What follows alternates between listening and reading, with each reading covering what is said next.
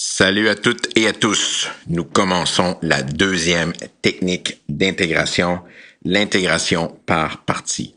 C'est très important de comprendre que lorsqu'on fait une question d'intégrale, il faut d'abord toujours essayer, pour commencer, nos intégrales de base. Ensuite, si notre question n'est pas une intégrale de base, on essaie la substitution. Puis lorsque la substitution marche pas, on essaye la technique par partie. Si vous sautez la technique par partie trop tôt, et la question se fait par substitution, ça risque de vraiment compliquer vos solutions au point de ne pas être capable de résoudre votre question. Donc, vraiment, toujours garder en tête la stratégie globale.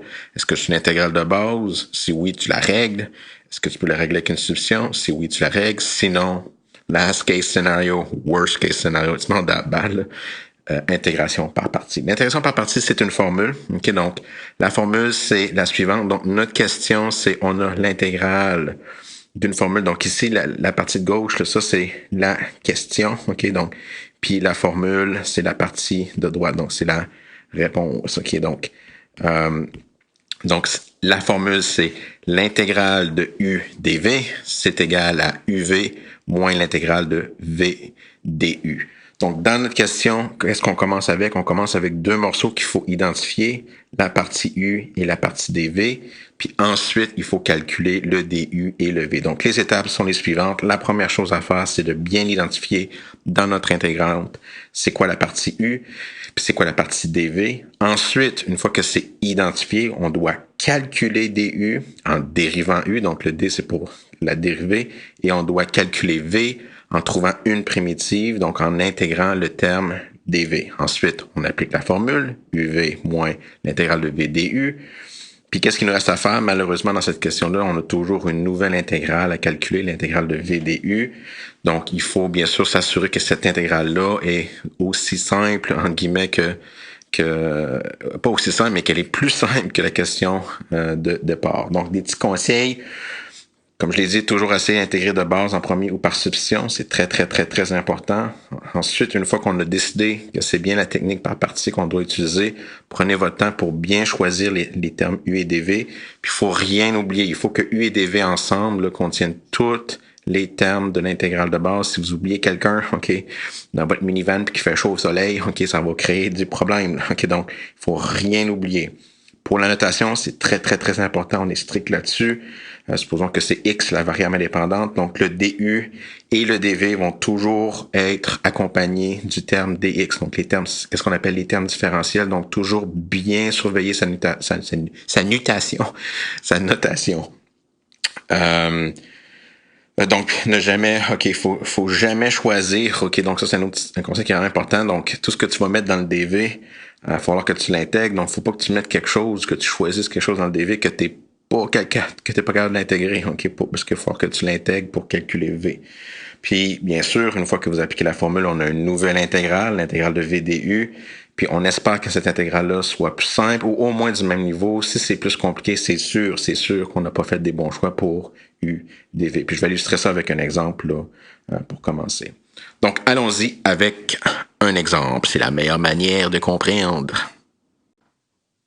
Donc, notre premier exemple, on veut intégrer x fois e à la x dx. Donc, ici, c'est clairement pas une intégrale de base. On a le x qui multiplie le e à la x, donc deux termes de base, mais qui sont multipliés malheureusement.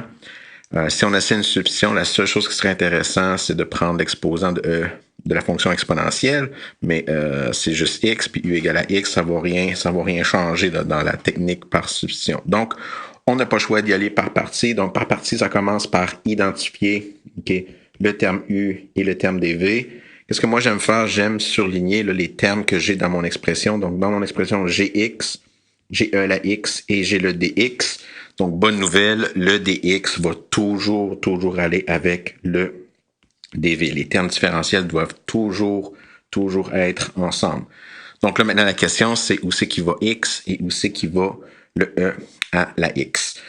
Donc, initialement, on ne sait pas trop, donc on peut juste y aller au hasard. Donc, moi, pour commencer, je vais mettre x dans le u, puis je vais mettre le e à la x dans le dv. Donc, puis on s'assure, avant de faire quoi que ce soit, que les trois termes sont soit dans le u ou dans le dv, en sachant que le dv, lui, qui est avec le dx. Donc, on sait où ce qui va le dx. C'était juste une question de choisir où c'est qui va le x puis le lx. Donc, une fois qu'on a fait nos choix pour u et pour dv, on calcule du. Donc, le du, la manière qui est calculée, c'est en calculant la dérivée de x par rapport à x. Donc, la dérivée de x, c'est 1. Donc, 1 dx. Puis donc, si le terme dx là, apparaît avec le terme du, où on peut écrire du sur dx est égal à 1, puis après ça, multiplier, mais on peut tout de suite simplement écrire dx. Donc, puis pour le e à la x, j'ai juste besoin d'une primitive, donc l'intégrale de e à la x. Une intégrale de e à la x, c'est e à la x. On pourrait prendre e à la x plus n'importe quoi, mais on a juste besoin d'une, tout aussi bien de choisir le e à la x, OK, plus 0. Puis je vous rappelle ici, là, ça vaut la peine de vérifier de cette manière-là. Donc ici, tous les calculs sont bien balancés parce que si je calcule la dérivée de x, j'ai bien 1. Et si je calcule la dérivée de e à la x, j'ai bien e à la x à nouveau. Donc, moi, c'est ce que j'appelle le cercle de la vie. Là. Donc, je vérifie toujours mes calculs. Donc, je suis mon cercle. Là. La dérivée de x, c'est 1. La dérivée de e à la x, c'est e à la x. Donc, je sais que mes formules ont bien été construites. Puis bien sûr, le u et le dv ensemble, ça contient l'intégrante, l'intégrante au complet. Donc ensuite, j'applique la formule. Donc la formule, c'est u fois v, donc je vais avoir x fois e à la x, moins l'intégrale de v du, donc moins l'intégrale de e à la x dx.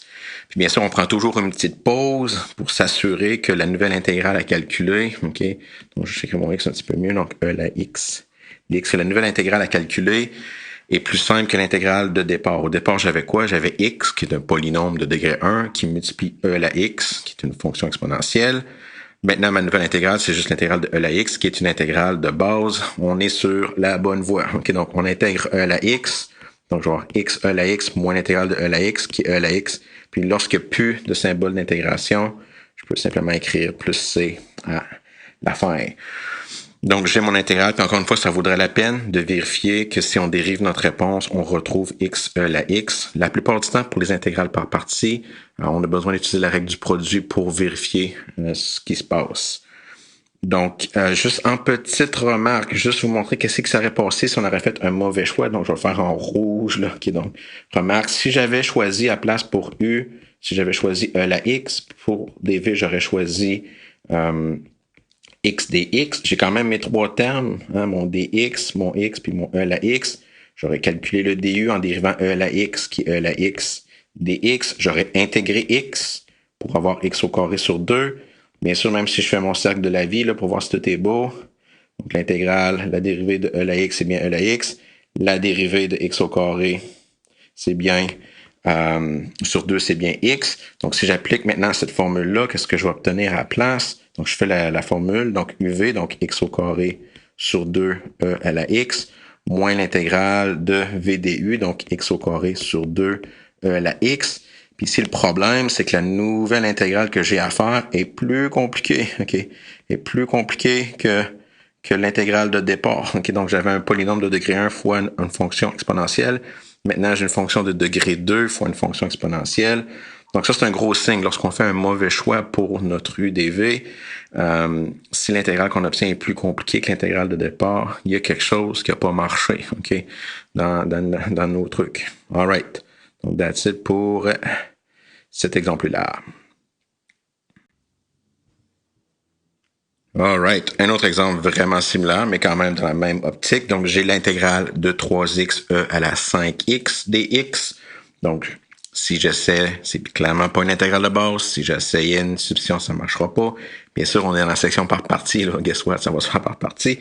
But anyways, donc, j'y vais. Donc, j'ai trois termes. J'ai 3x, j'ai e à la 5x et le dx. Puis, je vais les placer de la même manière. Donc, je vais prendre que u est égal à 3x et que dv est égal à e à la 5x dx. Donc, j'ai mes trois termes qui sont placés dans le u ou dans le dv.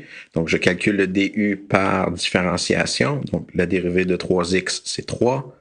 dx et l'intégrale ou une intégrale pour e à la 5x. Donc, c'est ici là, que si vous connaissez vos trucs linéaires, l'intégrale de e à la x, c'est e à la x. Mais là, e à la 5x, ou ce que là, le e, son exposant, c'est juste une fonction linéaire. On peut juste écrire que c'est e à la 5x divisé par 5 rapidement. Donc, c'est là que c'est ici que ça paye off, le petit truc, si vous le maîtrisez bien. Bien sûr, moi, je fais toujours mon petit cercle de la vie, là, Hakuna Matata. So, je vois que la dérivée de 3x, c'est bien 3. Donc, ça me fait sentir cool. Et de l'autre côté, la dérivée de e à la 5x sur 5. Lorsque je fais ma dérivée en chaîne, ça va bien me redonner e à la 5x. Donc, ça, c'est ma mes substitutions par partie ou ma formule par partie. Ensuite, j'applique la formule. Donc, la formule, c'est UV. Donc, je vais avoir 3x E à la 5x moins l'intégrale de V du. Donc, moins l'intégrale de E à la 5x sur 5 d fois 3 dx. À ce point-ci, le seul terme qui nous reste à intégrer, donc toujours prendre son temps au cas où qu'on n'aurait pas fait un bon choix, mais l'intégrale de E à la 5x, le 3 plus le 5, c'est juste des coefficients. C'est une intégrale quasi de base, là, donc c'est une substitution linéaire. Moi, je vais le faire directement, donc ça va donner 3x E à la 5x, les deux premiers termes. L'intégrale de E à la 5x, c'est E à la 5x sur 5. Avec le 5 en bas, va devenir 25, donc je vais avoir 3E à la 5x sur 5 fois 5 qui est 25, plus C. Donc, quand vous connaissez vos trucs linéaires, ça rend vraiment ces calculs-là beaucoup plus rapides. Puis en fait, pour cet exemple-là, that's it. Alright, pour ces exemples-là, pour l'instant, pour cette première vidéo sur l'intégration par partie, je vais m'arrêter là et on fera d'autres exemples dans la prochaine vidéo. Bye bye là.